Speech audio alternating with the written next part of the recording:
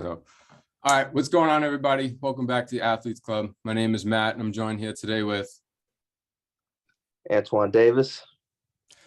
Antoine. You've had quite a season. Wanted to focus more today on the scoring record that you've been chasing all along. So to kind of give a little background of chasing Pistol Pete this year, before the season, you had 4 seasons totaling up to 2,734 points.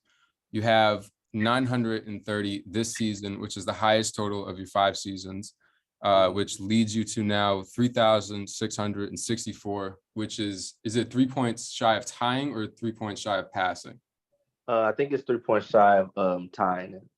So 4 of it would take 4 to pass. Yeah, oh no, it's 4 points to tie. It'd be like 5 points to pass.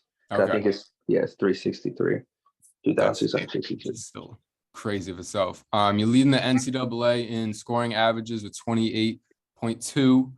And you hold the record in the NCAA for most career 3-pointers at 588, which blows the past holder, which was like 518 or something like that. Mm-hmm. While shooting 40-40-90 splits, you had a season high of 42 twice, and you scored 44 times.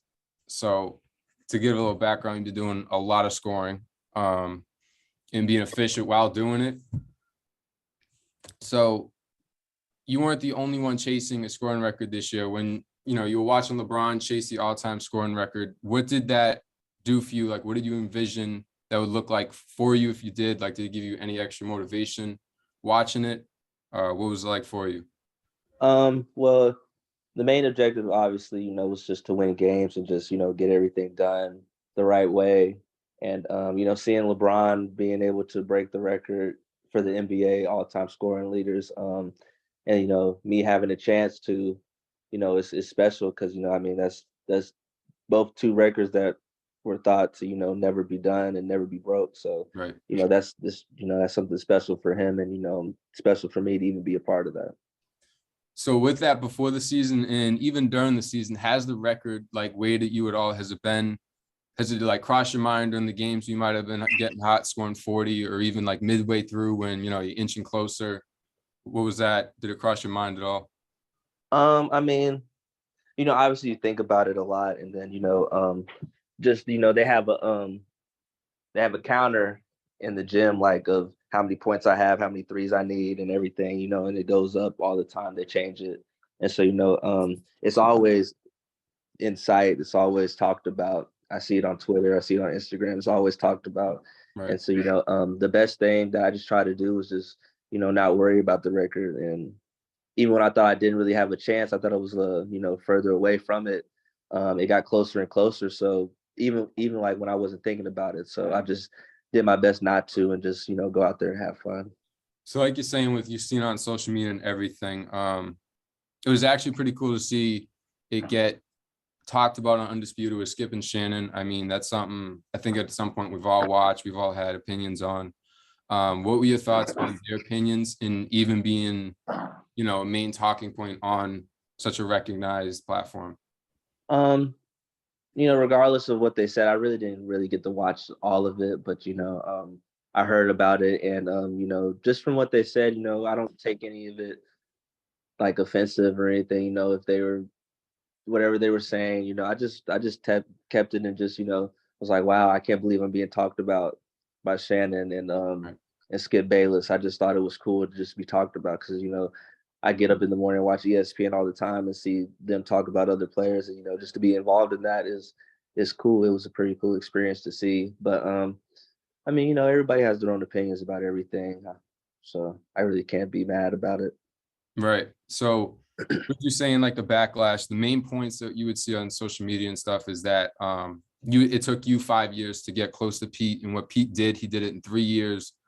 You played more games, and that like you're kind of undeserving to be in the conversation due to the years difference. What do you think? Like, were you surprised by the backlash? Because it kind of seemed like it came out of nowhere until you got to that point. But were you surprised to see any of that stuff? No, I wasn't surprised. Like I said, people have their own opinion, people have their own agenda about everything. So, for them to say me doing it in 5 years, he did it in 3 years. I mean, that's their own personal agenda about it. He shot 40 plus shots a game. I don't shoot that many shots, and he averaged all those points. I mean, I'm not taking it away from either because that's still a special. I feel I'm just blessed to be a part of it and be even in his name, like having me and his name in the same sentence is just it's cool. Not nobody's ever thought that was going to be close to even happening. So I just take it and run with it. I mean, I don't look at it as bad anymore. I never really did. I just was like, wow, just people are just talking about me. So after the season, you guys had the chance or might have the chance to play in the CBI tournament. And most of the backlash is saying that you guys should decline it because the team's record, and that it would be shameful for you to pass Pistol Pete in that way. What are your thoughts on those type of comments? Well, I always like try and put it into like other people's perspective. Like, so if it took me 5 years to do it or whatever, would you feel the same way if like you had this opportunity to break the record and you played 5 years and you did all this and that? Would you want people to take it away from you too? So I just try to like show it from my perspective that I mean, there's not you really can't take it away from me regardless, even if we do get a game or not. Because if we were to make the NCAA tournament, I'd still be playing. If we were to won against Youngstown, I'd still be playing. I would have broke the record. So I mean, Right. it's always just like I don't know if it's hate. I wouldn't say it's hate. I wouldn't say it's jealousy or any of that because there's just how it is. But especially with the world of the internet and how people can get on the internet and just troll and do all type of stuff. So you never know what's really real and what's not. And I don't even look at it as bad anymore. I just say it is what it is. Right. So with the team possibly being able to enter the tournament, Coach Davis said it would kind of be up to, you guys as a group to make the decision. So what do you think the team's feeling is for possibly having the chance to go into another tournament to play? Well, we practiced today for the first time. We've been doing a whole lot of like since the season ended.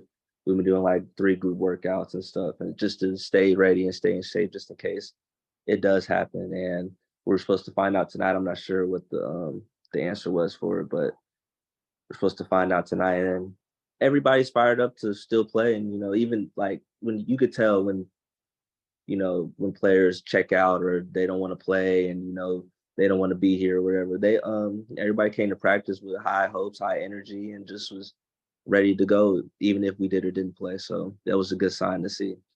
So you would say that if you guys had the chance to get in and everything, what do you think the decision would be for the team? I think they would do it, especially like I said, like the way they practiced today, the way we practiced and everything, being the first practice since Youngstown shoot around, like Right. as a group. And everybody was locked in, everybody was in tune. I mean, we haven't been really doing a whole lot of running and stuff, so people were getting back in shape and everything. But everybody seemed like they were interested in playing and trying to win it. Right. So what would that be like for you to have one more chance to break the record for you? I mean, will you be emotional? Will it be a moment for you to cry? I mean, what would that be like? Um, I may be I more than likely will be emotional because that's so big, and there's something that hasn't been done in Right. 50 plus years. That's something that's crazy to think about. Even it's crazy to think about having my name just being number 2 right behind them. Just like so that's something that's probably won't get touched for another 50 years. So, that it's going to be a lot of emotions, a lot of tears, and just the tears of joy and tears of happiness because God just gave me another opportunity to do it. Right. So it's kind of hard in the middle of the season with everything going on and everything, but have you been able to, I guess with the time off that you've had now, to kind of sit back and actually like realize what you're doing, like how we read before with all the statistics of you almost scoring 1,000 points in one season, which most people, talk about the years it takes them, 4 years. Every school has the 1,000-point banner and you're doing it in one. You're breaking the NCAA 3-point record. I mean, you're on a tear. So have you been able to sit back and really just been like, damn, like I kind of just did this, or I'm right there with these records? Yeah, I mean, I've had time to reflect on it now, especially since we haven't had the chance to like play or do anything, kept playing or whatever.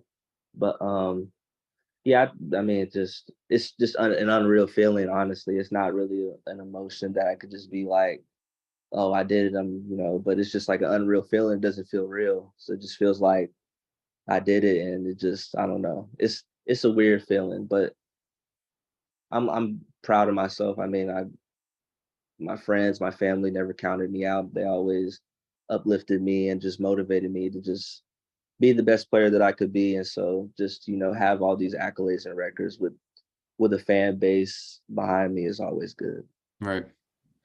Well, we will be rooting for you if you get into the tournament, obviously. Appreciate you taking the time out today. Do you have anything to take us out of here with like a hype outro, a quote you got? Um, no, I don't got nothing, but Marty, I appreciate you, bro. I really appreciate you doing this and, taking the time to even do this with me too. I'll see you on the game later, buddy. All right, we out of here, bro. Yep.